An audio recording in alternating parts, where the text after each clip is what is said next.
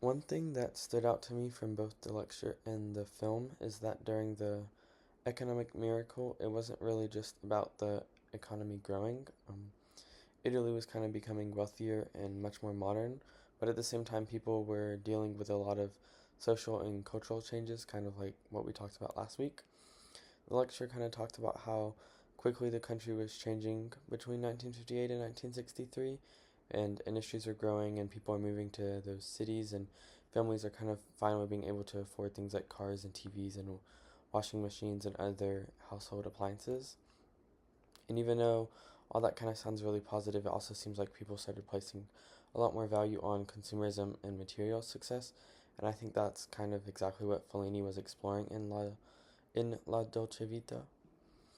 Something that the lecture kind of talked about was how this period completely changed everyday life in Italy.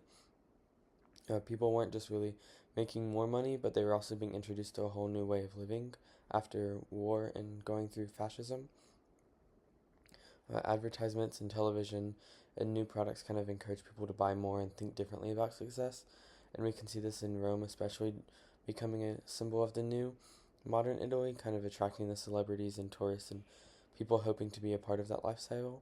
At the same time, though, the lecture pointed out that not everyone was really benefiting equally from the boom. There were still differences between the North and the South, and many people kind of struggled to adjust to how quickly society was changing. And I think that's important to keep in mind when watching La Dolce Vita. And even though the movie kind of follows mostly wealthy people, it doesn't suggest that money solves everything. Instead, it kind of makes you question whether all this progress actually made people's lives more meaningful or if it kind of just gave them more distractions to their lives. And I think Fellini shows this in La Dolce Vita, but mostly in a negative way. At first, the movie kind of makes Rome look exciting and glamorous. There are celebrities everywhere, the huge parties, the clothing, and people always seem to be chasing the next exciting thing. It almost kind of looks like everyone's living their best life. But the longer the movie goes on, the more you kind of realize that most of the characters actually seem unhappy or lost. And Marcello is probably the best example of this. He talks about wanting to become a serious writer, but instead he kind of spends almost all of his time following celebrities and writing gossip stories. He keeps getting pulled into the lifestyle that's exciting on the outside, but doesn't really seem to make him happy. And by the end of the movie, it kind of feels like he's drifted pretty far away from the person that he wanted to become. Throughout the movie, he kind of has the opportunity to make different choices, especially when he's around people who encourage him to focus on things that are more meaningful, but he kind of keeps running to the and returning to the same cycle of the parties and gossip and the famous people. And I think this is done on purpose to kind of show how difficult the escape of the lifestyle is. I think that kind of is the real message of the film, even though the film title is The Sweet Life. I don't think the movie is really celebrating that lifestyle.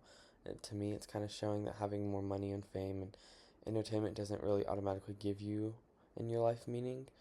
Every time something exciting happens, everyone kind of immediately moves on to the next thing.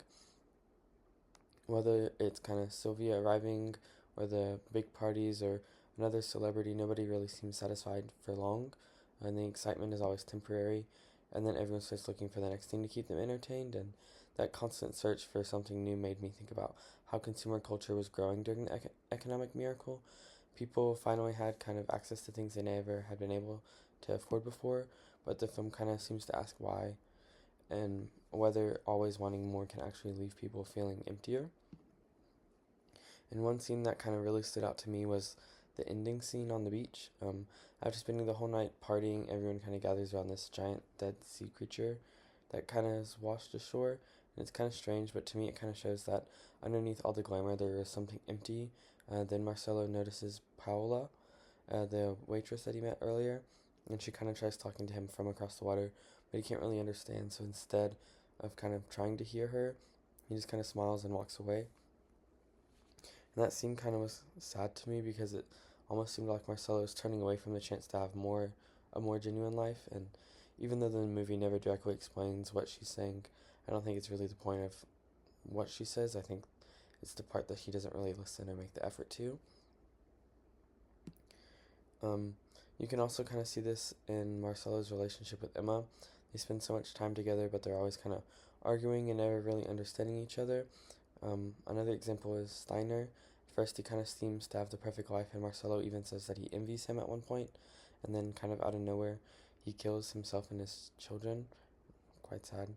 And that moment is shocking because it kind of shows that even people who seem the happiest may be struggling in ways that no one really sees. And it kind of made me think about how appearance can be misleading throughout the whole movie. Almost every character is kind of trying to present the image of success, but underneath they're kind of dealing with the loneliness. And I think that final scene with Paolo probably is the strongest example of this. Marcelo can't really hear what she's saying, and he doesn't really make the effort to, and then there's not really hope for them at the end.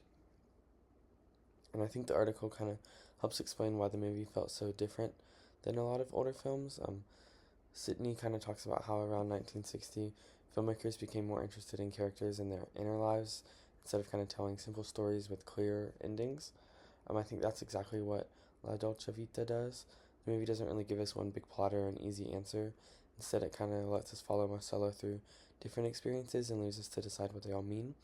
I actually kind of like that because it makes the movie feel more realistic. How there's not always really like a clear ending to life. Overall, I kind of think that the film is both about the miracle and about mourning about the economic miracle. Italy definitely becomes wealthier and more modern, but Fellini seems to ask whether people were actually better off because of this. And the lecture kind of showed how much of Italy changed during those years, and Sydney kind of explains why the filmmakers like Fellini started making movies based and focused more on uncertainty in modern life. And for me, the movie really isn't about the parties or the celebrities. It's about how easy it is to lose yourself when you're kind of constantly chasing that success and entertainment and the next big thing. And even though the film was made over 60 years ago, I think a lot of the ideas still are relevant today because we're still surrounded by the media and celebrity culture and pressure to always want more.